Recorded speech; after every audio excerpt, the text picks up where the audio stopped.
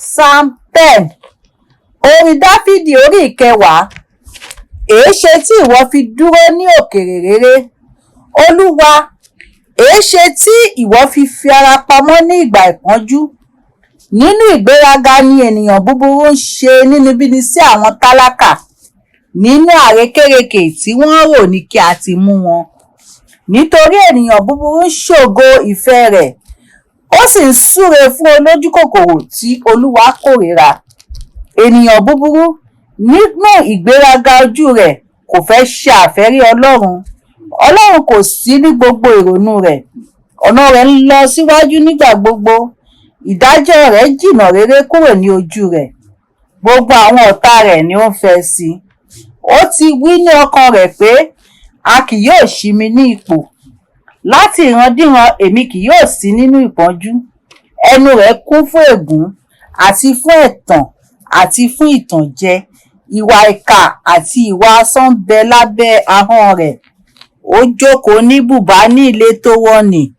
Níbi ìkọ̀kọ̀ wọ̀nnì ni ó ń pa àwọn aláìṣẹ̀.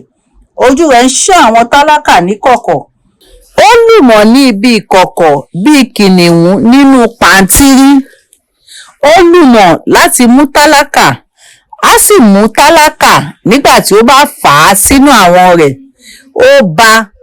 Ó rẹ ara rẹ̀ sílẹ̀ kí tálákà kí ó lè bọ́ sí ọwọ́ agbára rẹ̀.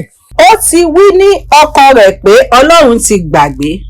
Ó pa ojú rẹ̀ mọ́, òun kì yóò rí láéláé.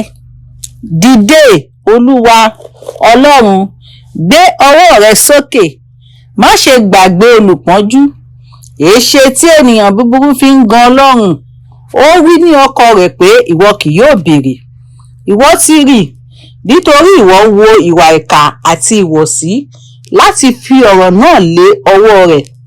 Tálákà fi ara rẹ̀ lé ọ lọ́wọ́. Ìwọ ni olùrànlọ́wọ́ aláìní baba.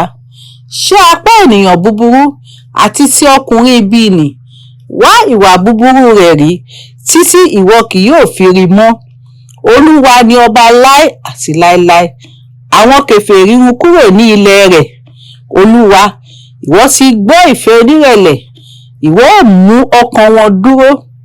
Ìwọ ó dẹ etí rẹ sí láti ṣe ìdájọ́ aláìní baba àti ẹni ìnilára, kí ọkùnrin ayé kó má ṣe dáyà foni mọ́. Àmín.